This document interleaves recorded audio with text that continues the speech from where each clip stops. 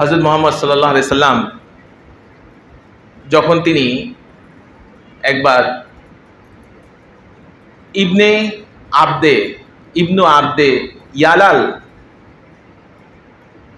সেই ব্যক্তির কাছ দিয়ে যাচ্ছিলেন, সেই ব্যক্তির কাছে গেলেন দ্বীনের দাওয়াত দেওয়ার উদ্দেশ্যে, কিন্তু নিরাশ হলেন। তাকে এমন কটু বাক্য বলল, অনেক কষ্ট দিল। নবীজি সাল্লাম মনে অনেক ব্যথা পাইলেন এবং এই ব্যথা মনের মধ্যে ব্যথা পাইলেন, মাথা ভার হয়ে এত কষ্ট পাইলেন। সেই মানুষদের থেকে করুন্নুস সাওয়ালিক পর্যন্ত নবীজি সাল্লামের একটা জায়গার নাম, সেই জায়গা পর্যন্ত নবীজি সাল্লাম সেই ব্যথা ভারাক্রান্ত ছিলেন। তো ঠিক সেই জায়গার মধ্যে তিনি যখন মাথা উঁচু করলেন, দেখতে পাইলেন এত প্রখর রোদ, এই রোদের মধ্যে তার গরম লাগতেছে না। মাথা উঁচায় দেখলেন যে সেখানের মধ্যে একটা মেঘ ছায়া দিয়ে আসছে। আল্লাহ